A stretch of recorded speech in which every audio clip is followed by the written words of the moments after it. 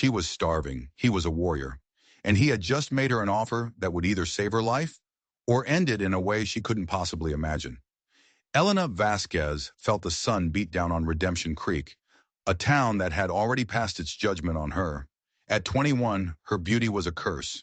It drew stares but never kindness, whispers but never work. Her father, a Mexican revolutionary with a past soaked in blood, had left her nothing but his defiant eyes and a legacy of suspicion. The townsfolk saw his sins when they looked at her.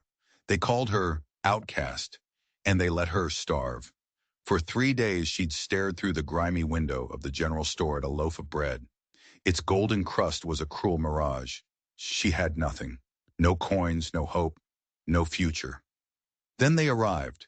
5 riders moving with a fluid grace that screamed danger. They weren't cowboys. They were Comanche. The town froze. Mothers pulled their children inside. Shopkeepers locked their doors. But Elena couldn't move. Her back was pressed against the hot wood of the store, her eyes locked on the lead rider as he dismounted. He was tall, his skin the color of burnished bronze, muscles coiling under his simple shirt. But it was his face that held her captive, cheekbones carved from stone and eyes the color of wild honey. Those eyes swept across the empty street, dismissing the fear, the hatred, the prejudice. And then they found hers. For a single stretched-out heartbeat, the world stopped. There was only the outcast girl and the Comanche warrior. And in that moment, she felt seen for the first time in her life. Sheriff Morrison broke the spell. His heavy boots thundered on the boardwalk, his hand resting on the Colt at his hip. "You boys lost?" he growled, the threat barely veiled. The warrior's lips curved, but it wasn't a smile. "We come for supplies," he said, his English crisp and clear. "We have silver." The sheriff's eyes narrowed. He didn't like it. He didn't like them. He wanted them gone. But the Comanche stood his ground, his 4 companions a silent, deadly promise of violence if things went wrong. A tense negotiation followed. A battle of wills played out in the scorching heat. In the end, the sheriff backed down. The math was simple. 5 warriors against 1 lawman in a town full of cowards. As Morrison retreated, muttering curses, the warrior's honey-colored gaze returned to Elena. And then he started walking toward her. Every instinct screamed at her to run, to hide, to disappear. But she didn't. She straightened her back, lifted her chin, and met his stare with the same fire her father had carried to his grave. He stopped just a few feet away, so close she could see the thin scar that traced his temple. His presence was overwhelming, a raw, coiled energy that seemed to hum in the air between them. "You're hungry," he said. It wasn't a question. The heat in her cheeks had nothing to do with the sun. "I'm fine." His eyes flicked to the bread in the window, then back to her. "How long since you've eaten?" It was none of his business, and she told him so. He studied her patched dress, her thin frame, the pride that was her only shield. "What's your name?" he asked. "Elena," she breathed. He repeated it, and the name sounded new, like he'd given it a meaning it never had before. "My people call me Ayana," he said. "The white men call me Jacob. 2 names, 2 worlds, just like her." He saw it. He saw everything. He saw the loneliness she hid, the desperation she fought to conceal. He saw that she didn't belong, and that's when he laid the trap. His words were a physical blow, stripping away every lie she told herself. He knew she was an outsider, just like him. He took another step closer, his voice dropping to a low murmur that sent a shiver down her spine. "You want a place to belong, Elena," he said, his gaze pinning her to the spot. "And I want a woman." The words hung in the air, a shocking, impossible bridge between their 2 worlds. "Come with us. Be my woman. I will feed you, protect you, give you a place. In return, you will be my partner, my companion." Her heart hammered against her ribs. This was madness. A stranger, a Comanche, a man the entire town feared. But what had the town ever given her? Scraps, whispers, a slow, grinding starvation of body and soul. This was a choice between a slow death and a terrifying leap into the unknown. "When do you leave?" she whispered. A slow smile spread across his face, transforming his harsh features. Tomorrow at dawn. He turned to leave, then paused. Elena, he said, not looking back, the bread you've been wanting. Go buy it. Tell Henderson to put it on Jacob's account. As he walked away, she began to tremble, not from fear, but from hope. A dangerous, wild, and terrifying hope. What she didn't know was that the bread was a test. And the offer wasn't about companionship. It was about something far more dangerous, something hidden in her past that Jacob knew everything about. Elena ate the bread like a wolf, tearing into the soft loaf in the privacy of the abandoned lean-to she called home. The food Jacob had paid for, bread, dried meat, a small jar of preserves, was more than she'd eaten in a week. With every bite, his words echoed in her mind. You want a place to belong, and I want a woman. It was a simple, brutal transaction, yet there was an honesty in it that the men of Redemption Creek, with their leering eyes and false courtesies, had never offered.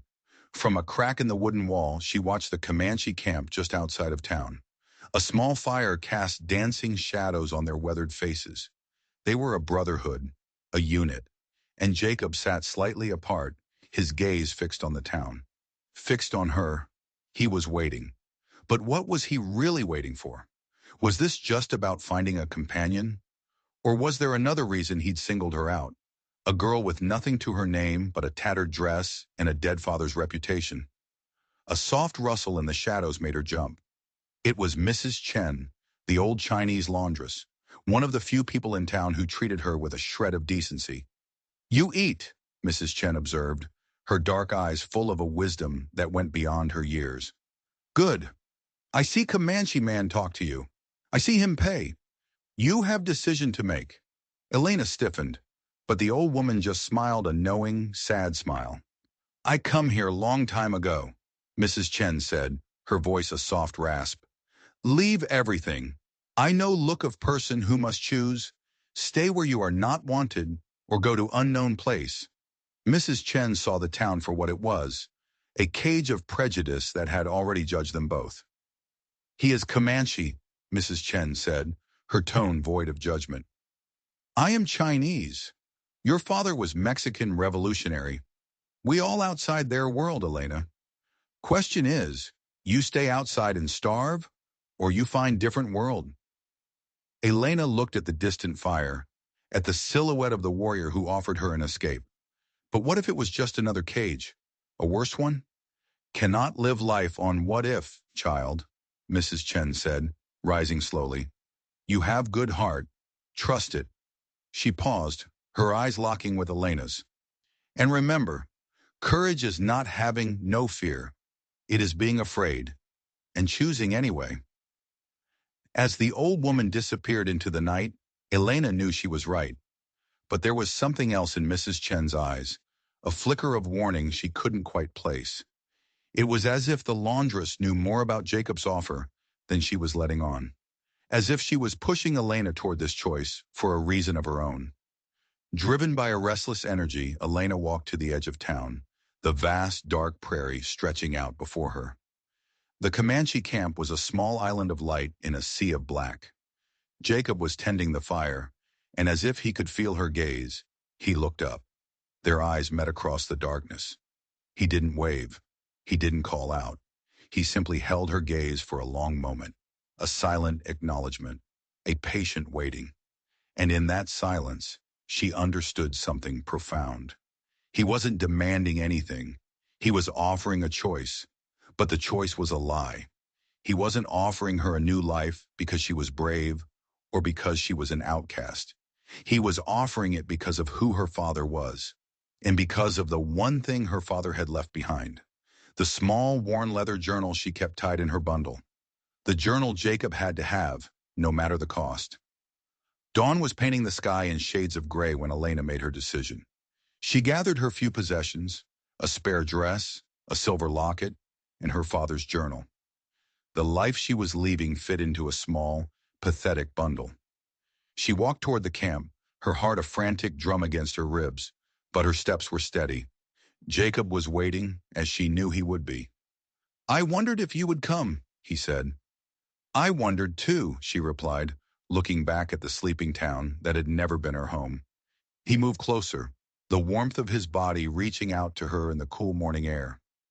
He wasn't asking her to change, he said. He was asking her to be herself, somewhere she might finally be accepted. The honesty in his eyes was disarming, breaking down the walls she'd built around her heart. But even as she leaned into his gentle touch, a cold knot of suspicion tightened in her gut. His words were too perfect, his understanding too complete. It felt less like a chance encounter and more like a carefully executed plan. Why her? Why was he so certain she was the one he needed? The questions swirled in her mind, but she pushed them down. What other choice did she have? Yes, she whispered, the word a puff of steam in the cold air. Yes, I'll come with you. A brilliant smile lit up his face, a warmth that felt both intoxicating and dangerous. Welcome to your new life, Elena Vasquez, he said. As the sun's first rays broke over the horizon, she climbed onto his horse behind him. Ahead lay the endless prairie. Ahead lay freedom. But as they rode away from Redemption Creek, she couldn't shake the feeling that she wasn't riding toward a new life. She was riding into a trap. And Jacob, the man whose arms were now wrapped around her, was not her savior. He was her captor. The prairie was an endless ocean of grass, a world so vast it made her old life in Redemption Creek feel like a prison cell. Elena held on to Jacob, the rhythm of the horse a steady grounding force. For hours they rode in silence, the land swallowing them whole. His warriors moved with an unnerving grace, their eyes constantly scanning the horizon, reading a language in the earth and sky that she couldn't comprehend. They were a unit, a brotherhood, and she was the outsider. She could feel their eyes on her, cautious and watchful. They were not welcoming. They were assessing. Jacob seemed to sense her unease. The land speaks to those who know how to listen, he said over his shoulder. It tells a story. What story does it tell about me? She asked. His chest rumbled with a low laugh. That you're braver than you know. But bravery wasn't what his men were looking for. It was something else. When they stopped at a hidden creek to water the horses, the truth began to bleed through the cracks. She studied his companions. Swift Arrow, young and fierce, with eyes that held a deep, burning resentment. Running Bear, the elder, whose gaze seemed to pierce right through her as if searching her soul.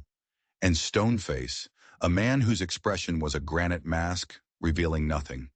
They treated her with a cold, formal respect. She was Jacob's responsibility, Jacob's burden. They don't trust me, she said quietly. They don't know you, Jacob corrected.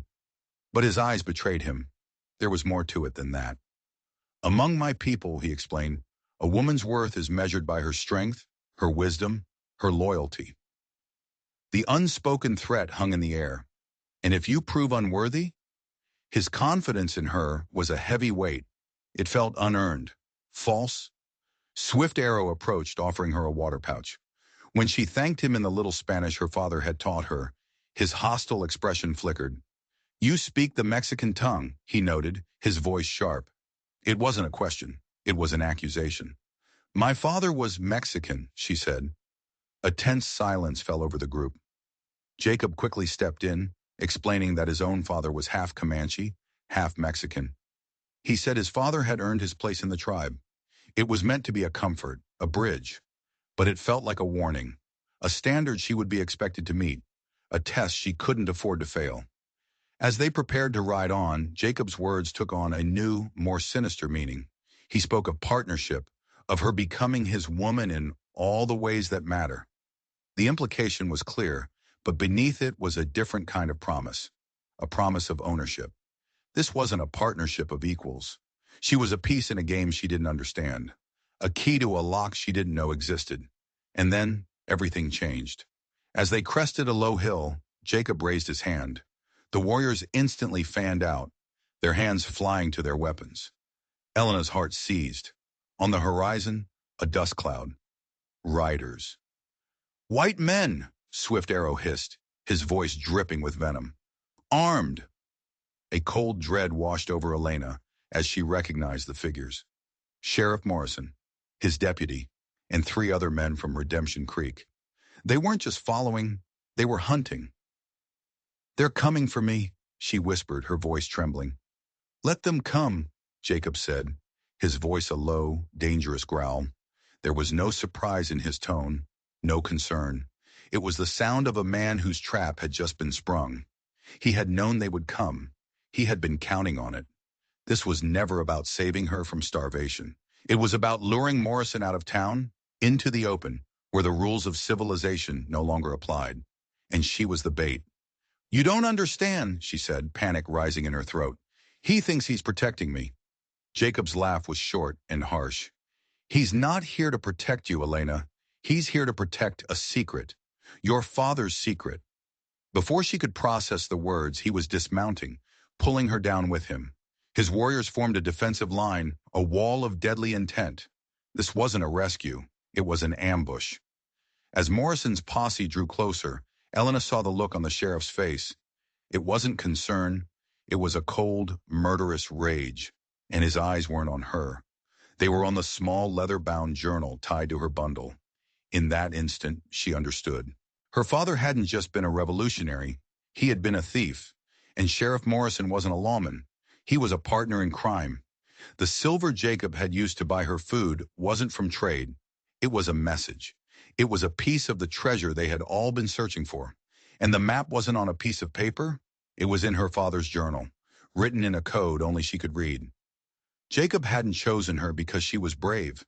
He'd chosen her because she was the key. He didn't want a woman. He wanted a treasure map. And he was willing to start a war to get it. "Stay behind me," Jacob ordered, his voice like flint. But Elena was frozen, trapped between two unfolding nightmares. In front of her, Sheriff Morrison, his face a mask of greed, his hand already drifting toward his gun. Behind her, Jacob and his warriors, their calm readiness more terrifying than any open threat. She finally understood the calculating look in Jacob's eyes when he'd first seen her. He hadn't seen a starving girl. He'd seen a legacy, a tool.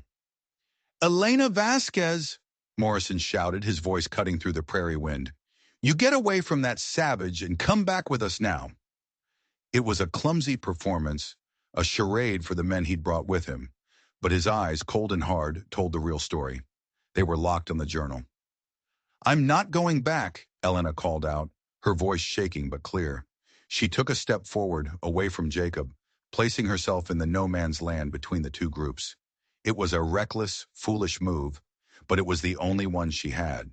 She had to control the narrative, to play the part of the naive girl, even as her mind reeled with the terrible truth. "He hasn't hurt me. I chose to leave." "He's filled your head with lies," Morrison roared, urging his horse forward. "That silver he's flashing around, he stole it from hard-working folks." The lie was so blatant, so audacious, it almost made her laugh. She looked at the banker riding beside the sheriff, a man whose greed had driven her father into an early grave. These were not hard-working folks. They were vultures. Jacob stepped up beside her, a protective, possessive presence. "She made her choice, lawman," he said, his voice dangerously low. "The silver is a private matter between me and your town's history." The coded threat was unmistakable. Morrison's face went pale. He knew that Jacob knew. This wasn't just about a girl anymore. It was about exposure. Ruin. "You're a kidnapper," Morrison snarled, desperation making him reckless. His hand dropped, his fingers brushing the handle of his Colt. "Stop!" Elena screamed, stepping directly in front of Jacob, her arms spread wide. "Don't do this. You'll get everyone killed." For a heart-stopping moment, no one moved. The wind whistled and the prairie held its breath. The men with Morrison were just townsfolk, not killers. They were watching him, their expressions shifting from righteous anger to confusion. They were starting to see that this was more than a simple rescue. They were starting to see the madness in their sheriff's eyes. "Sheriff," the deputy said, his voice hesitant, "she says she's going willingly. Maybe we should just—" "Shut up!" Morrison snapped, his focus entirely on the prize. He ignored Elena, his gaze burning a hole through the leather journal. "Give it to me, girl," he gritted out. "Give me your father's book. It's evidence." It was a fatal mistake. By revealing his true objective, he shattered the illusion. The townsmen looked at each other. the pieces clicking into place. The old rumors about the lost Spanish silver, the whispers about Elena's father's secret wealth. It was all connected. This wasn't about the law, it was about a treasure hunt. "What book, Sheriff?" Elena asked, playing dumb, her mind racing. "Why would you want my father's old diary?"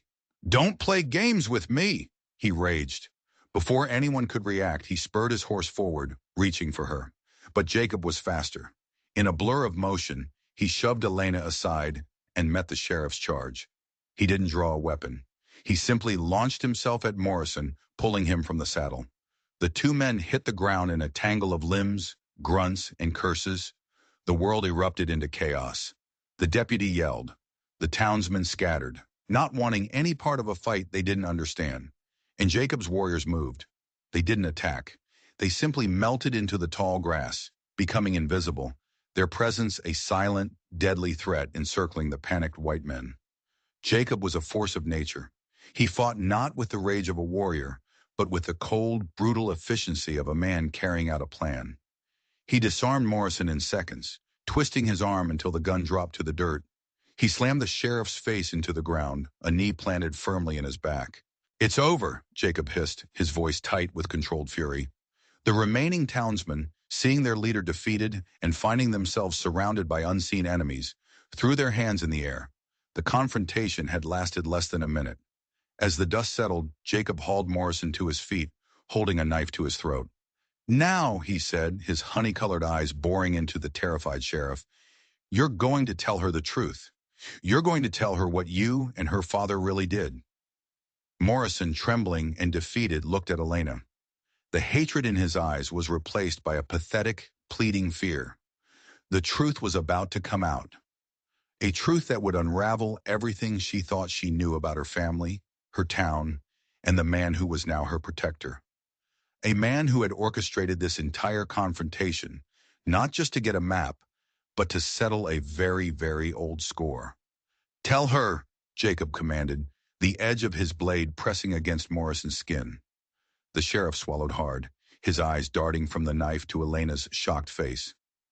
"Your father, he wasn't just a revolutionary," Morrison stammered, the words tumbling out in a desperate rush. "He was a prospector. Before the town was even here, he and we found it. The old Spanish silver. A fortune." Elena stared, her mind struggling to connect this craven, terrified man with the heroic figure her father had painted himself to be.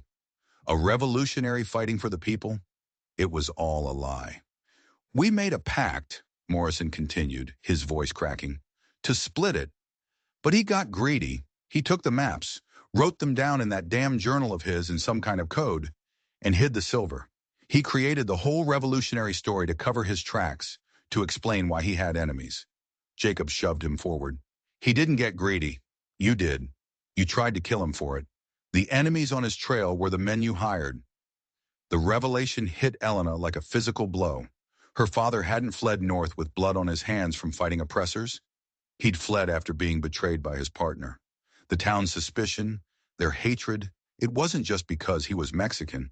It was because Morrison had poisoned them against him, turning him into a villain to hide his own crimes. "The town, Redemption Creek," Elena whispered. "It was built on a lie." "We built it looking for him," Morrison confessed, "waiting for him to slip up, to lead us back to the silver. When he died, I thought the secret died with him, until I saw you, carrying his journal." So this was it. Her entire life had been a lie, orchestrated by the greed of two men. And now one of them was dead, and the other was at the mercy of a Comanche warrior who seemed to have his own stake in this game. "Why?" Elena asked, turning to Jacob. "Why do you care about this? Why did you come for me?" Jacob released Morrison, shoving him toward his defeated men. He turned to face her, and for the first time, she saw something beyond cold calculation in his eyes. She saw pain. "That silver wasn't Spanish," he said, his voice low and heavy with the weight of generations. "It was Comanche.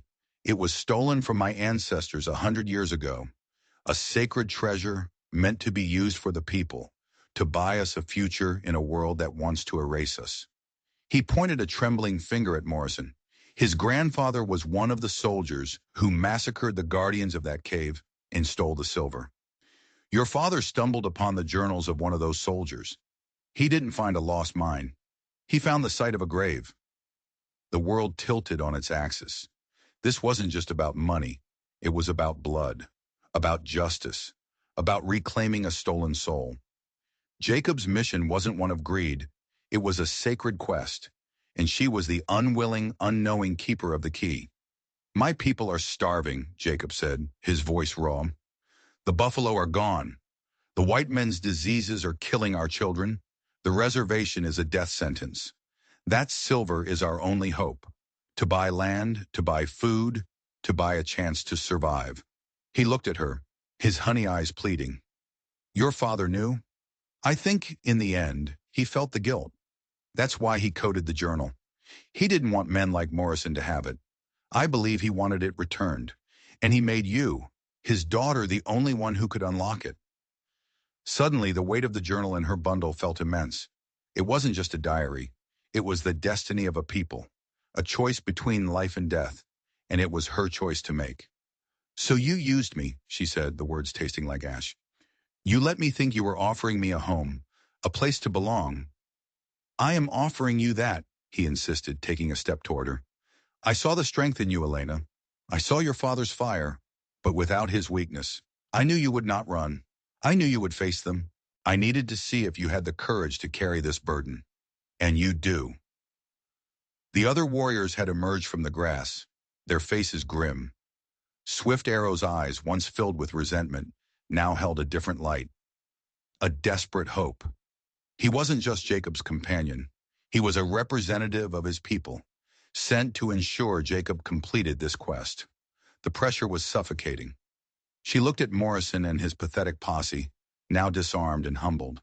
She looked at Jacob and his warriors, their faces a mixture of hope and fear, their entire future resting on her shoulders. She was no longer Elena Vasquez, the outcast.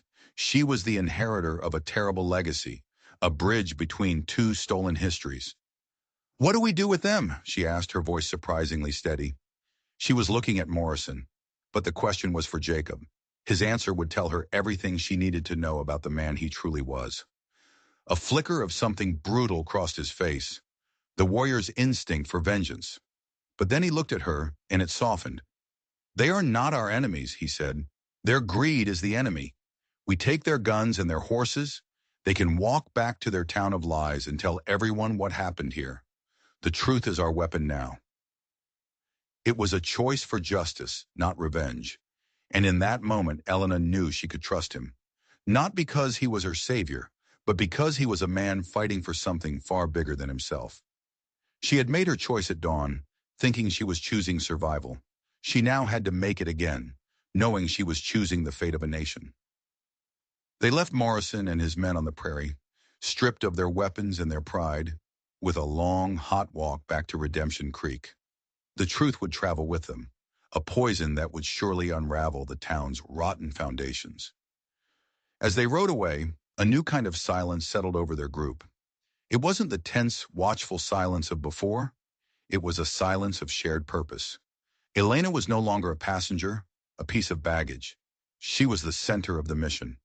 The warriors looked at her differently now. The suspicion was gone, replaced by a fragile, desperate reverence. She was the keeper of their hope. She rode beside Jacob now, on her own horse, one taken from the posse. The journal, he said, his voice quiet, not demanding. Can you read it? I think so, she replied, her hand resting on the bundle where it lay. My father taught me his system. It's a mix of Spanish, English, and symbols, things he made up. He was a clever man, Jacob said, and a haunted one. He lied to me my entire life. The bitterness was a sharp stone in her throat. He tried to protect you, Jacob offered, from the truth, and from men like Morrison. He made you the key because he trusted you more than anyone. Trust, huh? It was a word that now felt foreign and dangerous. Her father had trusted Morrison, and it had cost him his life. She had trusted Jacob, and he had used her as bait. But his goal was a righteous one. Did the ends justify the means? It was a question she couldn't answer. Not yet. The prairie unrolled before them, but now she saw it through different eyes. It wasn't an empty space. It was a land soaked in history, in blood and betrayal. Jacob's land, the land his people were fighting to reclaim. Late that afternoon, they arrived at the camp. It was not the large, bustling village she had imagined. It was a small, hidden settlement tucked into a riverbed, a collection of hide lodges that seemed to grow from the earth itself. The people who emerged to greet them were thin, their faces etched with worry. They were not the proud, fearsome warriors of stories. They were survivors, clinging to existence by a thread. An old woman with eyes as dark and wise as a starless night approached them. Her hair was gray, her face a beautiful map of wrinkles, and she carried an aura of authority that commanded instant respect. This was Grey Willow, Jacob's mother and the clan's matriarch. Her gaze fell on Elena, and it was intense, searching. It held none of the warrior's awe, only a sharp, pragmatic scrutiny. "You brought her," Grey Willow said to her son, her voice a low, melodic hum. "She is the one from the visions?" Jacob nodded. "Her name is Elena. She holds the key." A murmur went through the small crowd. Visions. The word sent a chill down Elena's spine. This was even bigger than she thought. She wasn't just part of a plan, she was part of a prophecy. Grey Willow's eyes never left Elena's face. "The spirits showed us a woman from two worlds, with eyes of the sky and hair of the earth. They said she would carry the ghost of a thief, but the heart of a warrior. They said she would either lead us to salvation or to our final ruin." No pressure then. The weight of their expectations was crushing. Every eye was on her, a mixture of hope and fear. She was a stranger, a white woman, the daughter of a man who had played a part in their suffering. And yet they were pinning their entire future on her. That night they gathered in a large central lodge. Elena, feeling painfully out of place, sat beside Jacob as he explained what had happened. He told them of the confrontation with Morrison, of the confession, of the truth of the stolen silver. Then he looked at her. "Now Elena must show us the way." All eyes turned to her. With trembling hands she untied her bundle and took out her father's journal. The worn leather felt heavy, almost alive in her hands. She opened it, the pages filled with his familiar, cramped handwriting, a chaotic mix of languages and strange symbols. She found the first entry that seemed to be a clue. "Where the eagle sleeps and the serpent dreams," she read aloud, her voice barely a whisper. The words meant nothing to her, but to them, it was everything. A collective gasp went through the lodge. Running Bear, the old warrior, his face a mask of awe, began to chant softly. "The crest of the sleeping eagle," he whispered. "The bend of the serpent river. It is a place from the old stories, a sacred place." But just as hope began to blossom, a new voice cut through the air, sharp and full of contempt. "A place from children's stories. You would risk our lives on the ramblings of a white woman's dead thief father?" The speaker was a warrior named Black Moccasin. He was powerful, his face scarred, his eyes burning with a fierce, ambitious light. He was Jacob's rival, that much was clear, and he saw Elena not as a savior, but as an opportunity. "Jacob brings this outsider among us, fills your heads with prophecies and ghost stories," Black Moccasin sneered, gesturing dismissively at Elena. "He risks war with the white men. For what? A legend? I say we take what we need from them. We are warriors, not beggars, chasing old wives' tales." He was playing on their fear and their pride, turning their desperation into aggression. A faction of younger, angrier warriors grunted in agreement. The unity Elena had felt just moments before was shattering. The camp was dividing before her very eyes. "You would lead us to our deaths," Jacob said, his voice dangerously calm. "War is not the answer. We need a future, not a glorious end." "And you think she is our future?" Black Moccasin laughed, a cruel, ugly sound. "A half-breed girl who knows nothing of our ways. I say she is a trick, a white man's trap, or worse, a curse sent to destroy us once and for all." He pointed a finger directly at Elena. "Prove it. If you are truly the one from the prophecies, then prove it. The spirits will test you. Let her face the trial of the three sorrows. If she survives, we will follow her. If she fail, we will leave her bones on the prairie as a warning to all outsiders." A horrified silence filled the lodge. The trial of the three sorrows. Even Elena, a stranger, could hear the doom in those words. It was an ancient, brutal custom, a test of survival that no one had passed in generations. It was a death sentence, and Black Moccasin had just sentenced her to it. Jacob was on his feet in an instant, his body radiating a cold fury. "You have no right," he snarled at Black Moccasin. "The trial is a relic of a darker time. It is forbidden." "Is our survival forbidden?" Black Moccasin shot back, his voice ringing with challenge. He turned to the Council of Elders. "We are on the edge of extinction. Desperate times require us to embrace the ways that made us strong. Will we follow this man who puts his faith in an outsider, a half-blood girl, or will we trust the spirits to show us the true path?" He had them trapped. To deny the trial would be to deny the spirits, a sacrilege that would cost Jacob all his support. The elders murmured amongst themselves, their faces grim. Grey Willow, Jacob's mother, looked at Elena, her expression unreadable. The silence stretched, thick and suffocating. Elena's fate hung in the balance, being decided by men who saw her as a symbol, not a person. Then, to everyone's shock, Elena stood up. Her legs were trembling, but she forced her voice to be steady. "I will do it," she said. The lodge fell silent. Jacob stared at her, his eyes a mixture of horror and disbelief. "Elena, no. You don't understand what you're agreeing to." "I understand that your people are divided," she said, her gaze sweeping across the faces in the firelight. "I understand that they will not follow you, will not trust me, unless this is settled. Black Moccasin is right about one thing. I have to prove myself." She looked directly at the scarred warrior. "I accept your challenge." Black Moccasin smiled, a predator's grin. He had won. He believed he had just signed her death warrant, and with it, sealed his own rise to power. The trial of the three sorrows began at dawn. The first sorrow was the sorrow of the body. She was given a single water skin and a knife, and was sent out into the Badlands, a brutal expanse of sun-baked rock and canyons. She had 2 days to find the sunken spring, a hidden water source known only to a few, and bring back a sprig of the ghost orchid that grew only on its banks. It was an impossible task, designed to break her physically. As she walked away from the camp, Jacob pressed a small, smooth stone into her hand.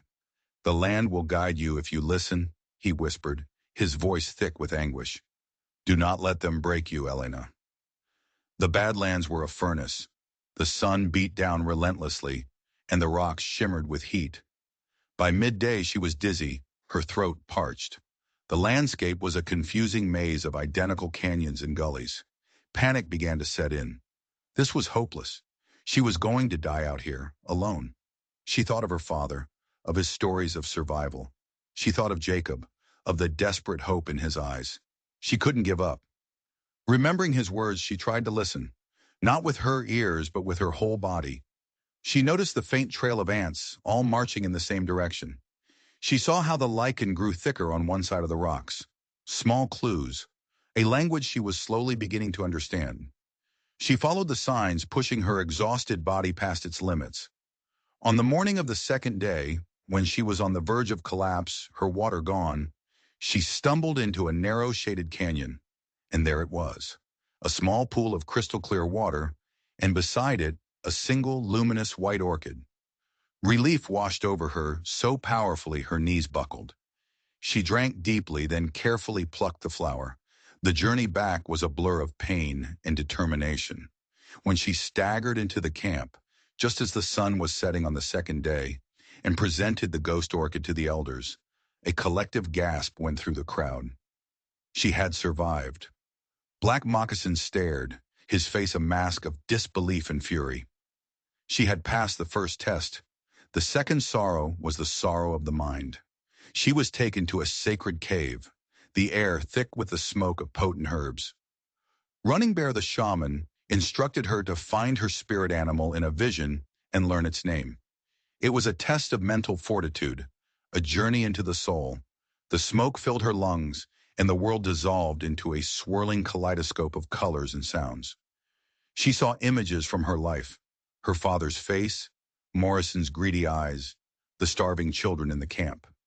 Fear and despair threatened to overwhelm her. She was lost in a nightmare of her own making.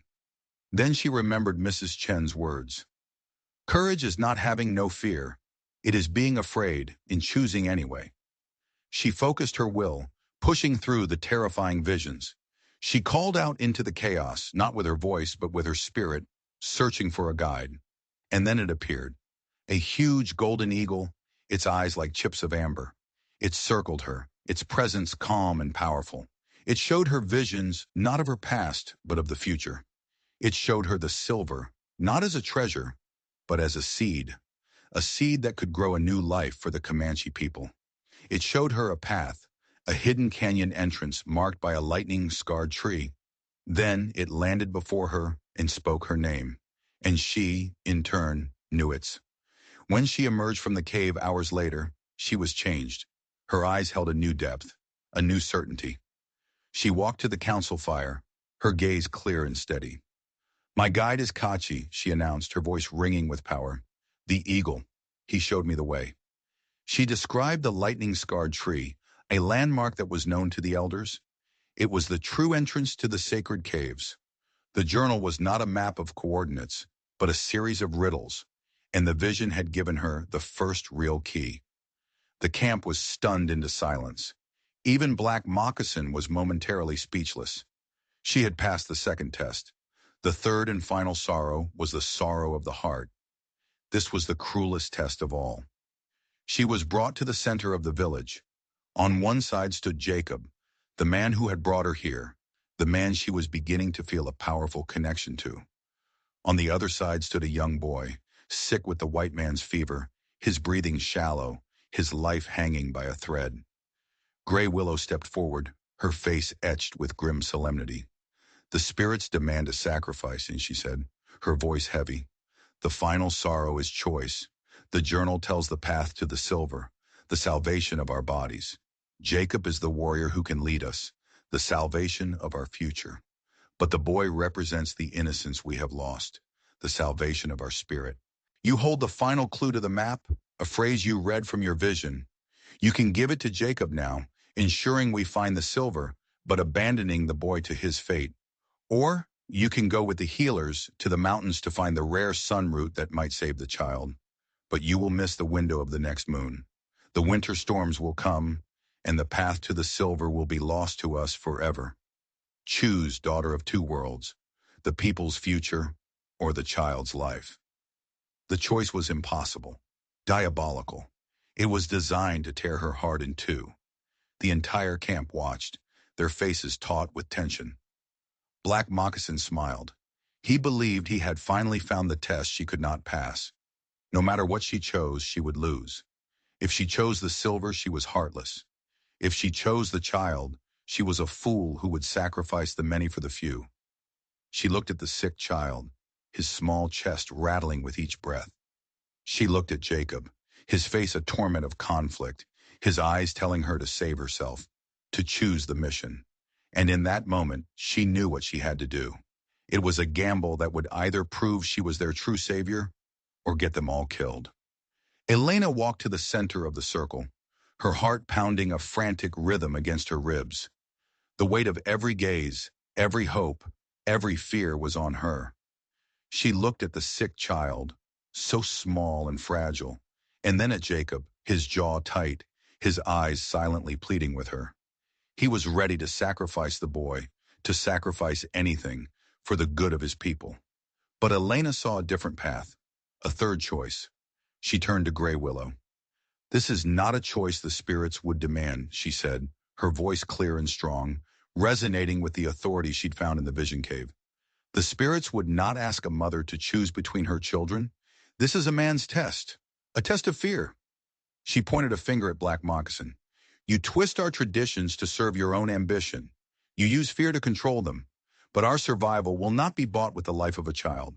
A murmur of shock and anger rippled through the crowd. Black Moccasin's face contorted with rage. You dare to question the trial? To question me? I question any trial that asks us to sacrifice our heart, she shot back. She walked over to the sick child and knelt, placing her hand on his feverish brow. She looked at the boy's mother, her face a mask of tear-streaked despair. I will not choose, Elena declared, her voice ringing through the silent camp. I will do both. The entire camp stared in disbelief. That is impossible, Black Moccasin roared. The healers need days to reach the sun root. The next moon is in 2 nights. You cannot be in 2 places at once. I don't have to be, Elena said, a wild, brilliant plan forming in her mind. She stood and faced the council. My vision showed me the path, and it showed me that the journal is not just a map for the body, but for the spirit. The clues are linked. She opened the journal to a specific page, one she had puzzled over for days. My father wrote, "The child's breath holds the key to the mountain's heart." She looked at Running Bear. The fever, what is it called in your tongue? The rattling breath sickness, the old shaman replied. Elena's eyes lit up. And the mountain where the sun root grows? What is its name? We call it the mountain of the rattling stones, he said, because the wind in its canyons sounds like a dying man's last breath. A collective gasp swept through the camp. The riddle was connected. The path to the cure and the path to the silver were intertwined. It wasn't a choice of one or the other. The trial was a fraud. It was a test of perception, of whether they would see the holistic path of the spirits or the divisive path of fear. The sun root doesn't just grow anywhere on that mountain, Elena said, her voice filled with a certainty that came from a place beyond logic. It grows at the entrance to the cave. The spirits wouldn't place a cure far from what needs protecting. They are one and the same. Black Moccasin was sputtering, his trap collapsing around him. Lies, tricks! She is twisting the words. But it was too late. The people were starting to believe. The logic of it, the spiritual harmony of it, felt more true than Black Moccasin's harsh demands. Jacob stepped forward, his face alight with awe and pride. I will lead a party to the mountain, he declared. Swift Arrow, Running Bear, you are with me. We will take the boy and the healers. He turned to Elena. And you will guide us. Black Moccasin, seeing his power slipping away, made a desperate move. No, I am the war chief. I will lead. He drew his knife. I challenge you, Jacob, for leadership, here and now, the old way. Before Jacob could respond, Elena stepped between them. There will be no more fighting, she said, her voice commanding. We are one people. We will go together. She looked at Black Moccasin, her sky-blue eyes unflinching. If you truly care for the people, you will help us save this child. If you care only for power, then you are the real enemy within. Her words struck home. The other warriors looked at Black Moccasin, their expressions hardening. He had been exposed, his ambition laid bare. He saw the tide turn against him. With a snarl of pure hatred, he spun around, shoved his way through the crowd, and disappeared into the darkness. He had been defeated not by force, but by wisdom. But Elena knew this wasn't over. A man like that, so full of poison and pride, would not simply walk away. He would be back. The journey to the mountain of the rattling stones was a frantic race against time. They carried the sick boy on a litter, his life fading with every hour. Elena rode at the front with Jacob, guiding them with the clues from her father's journal and the images from her vision. They found the lightning-scarred tree, just as she had seen it. Hidden behind a rockfall was a narrow canyon, and the wind whistling through it created the eerie, rattling sound of the mountain's name. They followed the canyon deep into the mountain's heart, and just as Elena had predicted, they found it.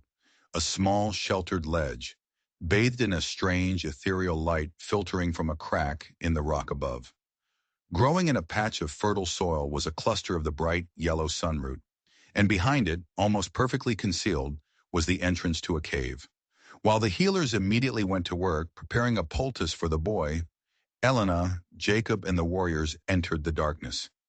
The cave was ancient, the walls covered in carvings that told the history of the Comanche people.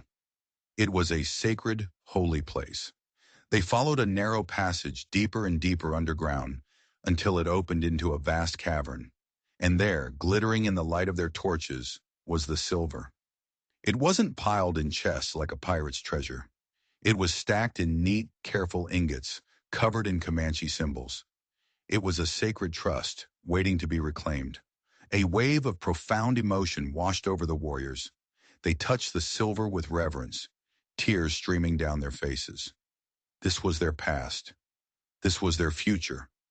But their moment of triumph was short-lived. A sound echoed from the cave entrance.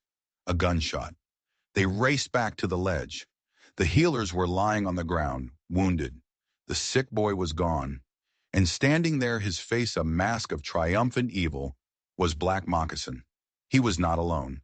With him was Sheriff Morrison and a dozen hired guns, their rifles all aimed at the cave entrance. "It seems my plan worked after all," Black Moccasin sneered, holding a knife to the sick child's throat. "I told them where to find you. The silver for my life and the leadership of what's left of our pathetic tribe."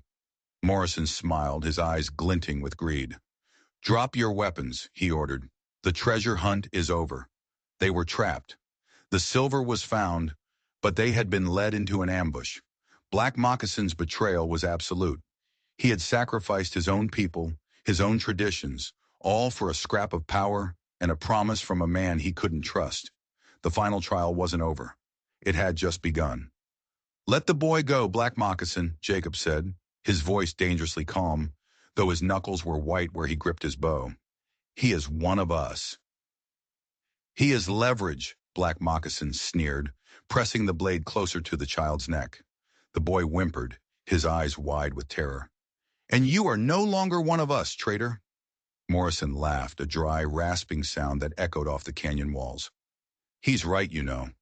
There are no us anymore. There's just me and my silver. Now start bringing it out, nice and slow." Jacob's warriors stood frozen, caught between their sacred duty to protect the treasure and the immediate, horrifying reality of the sick child's life hanging in the balance. They were outgunned and trapped. It was a hopeless situation, but Elena's mind was racing. She remembered the vision of the eagle. It hadn't just shown her the path to the cave. It had shown her the whole mountain. It had shown her the cave system, the passages, the secret exits. The eagle had shown her the trap and the way out. "Do what he says," Elena said quietly to Jacob, her hand subtly gripping his arm. He looked at her, confused, but he saw the fierce intelligence burning in her eyes and nodded, trusting her. He ordered his men to lower their weapons. "We'll bring it out," Jacob called to Morrison, "but you have to promise the child's safety." "Oh, I'll promise whatever you want," Morrison said with a greasy smile. "Promises are cheap." As two of the warriors began the slow process of hauling the heavy silver ingots to the cave mouth, Elena moved closer to Jacob, her back to the gunman. "The carvings," she whispered so low only he could hear. "The story of the great flood. The tribe escaped through the high passage, the one that looks like a serpent's mouth. The vision showed me. It's behind the altar stone." Jacob's eyes widened slightly. He knew the carvings she meant. A plan, desperate and daring, began to form between them in unspoken words. The warriors worked slowly, deliberately, buying them time. Each ingot they brought out was a piece of their soul being handed over to their enemies. Black Moccasin watched, his chest puffed with arrogant pride, believing he had outsmarted them all. Morrison and his men were mesmerized by the growing pile of silver, their greed making them careless. "There's a dry riverbed on the other side of the ridge," Elena murmured to Jacob. "It leads down to the plains. We can circle behind them." It was a crazy gamble. It would mean abandoning the silver, at least for now, but it was the only way to save their people. Jacob gave a series of almost imperceptible signals to his men. A flick of the eyes to Running Bear, a slight shift in posture to Swift Arrow. They understood. They had trained for this their whole lives. The tension was unbearable. The pile of silver grew. Morrison's men were getting impatient, their trigger fingers itchy. "That's enough for a start," Morrison finally said. "Now the rest of you, out where I can see you." This was it. The moment had come. Jacob took a deep breath. "Now," he whispered. In one fluid, coordinated movement, everything happened at once. Running Bear let out a deafening war cry and kicked over the stack of silver ingots, sending them clattering down the rocky slope toward the gunmen, who instinctively flinched and shielded their faces. In that split second of distraction, Jacob launched a single arrow. It didn't fly at Morrison. It flew at Black Moccasin, not to kill, but to sever the strap on his powder horn, rendering his pistol useless. At the same time, Elena grabbed the nearest torch and hurled it at a patch of dry brush and dead leaves near the canyon wall, which instantly erupted in a wall of thick, choking smoke. Chaos descended. The gunmen, blinded by the smoke and dodging the rolling silver, started firing wildly. Jacob and his warriors were gone, having melted back into the cave's darkness. Elena was right behind them. "The boy!" Jacob yelled through the smoke. Swift Arrow, the youngest and fastest, had already anticipated the command. As Black Moccasin staggered back from the arrow's impact, momentarily stunned, Swift Arrow burst from the smoke like a phantom, snatched the child, and disappeared back into the darkness before the traitor even knew what had happened. Enraged and humiliated, Black Moccasin charged blindly into the cave after them, his knife raised. But he wasn't charging into a fight. He was charging into a tomb. Jacob and his warriors were already deep inside, moving toward the hidden passage. They could hear Morrison screaming orders outside, his men trying to fight the fire and navigate the smoke. Elena led them through the darkness to the far wall of the main cavern. Behind a large flat rock carved with ancient symbols, they found it. A dark, narrow opening, the serpent's mouth. One by one, they slipped through. Running Bear, the last one through, pulled a pin from his belt and wedged it into a crack in the rock above the passage. An old deadfall trap, set by his ancestors centuries ago. As they scrambled up the dark, narrow tunnel, they heard a roar from the cavern below as Black Moccasin, realizing he'd been tricked, tried to follow. Then came a deep, grinding rumble and a horrifying scream that was abruptly cut short. The trap had been sprung. The passage was sealed. Black Moccasin, the traitor, was buried alive with the treasure he had coveted. They emerged onto a high ledge on the other side of the mountain, the sun blinding them. Below, they could see Morrison's men, disorganized and panicked, trying to fight the smoke and fire. They had the silver, but they were trapped in the canyon. Jacob let out the piercing cry of a hawk. From the plains below, an answering cry came back. The rest of the tribe, the women, the elderly, the children, led by Gray Willow, had followed them at a distance. They had the horses, they had their freedom. As they made their way down the hidden riverbed to reunite with their people, Elena looked back. Morrison had his silver, but he was trapped, exposed, and the army would soon come looking for him, asking questions he couldn't answer. He had won the battle for the silver, but he had lost everything else. Jacob came to stand beside her, the rescued child now safe in his mother's arms. He looked at Elena, his honey-colored eyes filled with a respect and admiration that went deeper than any simple partnership. "You were the one from the prophecy," he said, his voice filled with awe. "You didn't lead us to the silver. You led us to salvation." Elena looked at the people around her. They were thin, they were poor, and they had just lost their most sacred treasure. But they were alive, they were together, and they were free. She finally understood. The silver was never the real treasure. The real treasure was their survival, their spirit, their future. And she wasn't an outcast anymore. She wasn't a half-breed or an outsider. She was one of them. She was home. She had faced down starvation, blackmail, and betrayal. She had survived the trial of the three sorrows and exposed a traitor in their midst. She had lost the silver but saved the people. Elena Vasquez's journey had started with a desperate choice for survival, but it had ended with her becoming the savior of a nation. What Elena did next would change the West forever, but that's a story for another time. Her story teaches us that true belonging isn't about finding a place that will accept you. It's about having the courage to build a place where you belong. She faced an impossible choice, a sick child's life versus her people's future. What would you have chosen? Let me know in the comments below. If you enjoyed this story of courage, betrayal, and redemption, make sure you hit that subscribe button and turn on notifications, because you won't want to miss the incredible tales we have coming up. Thanks for watching.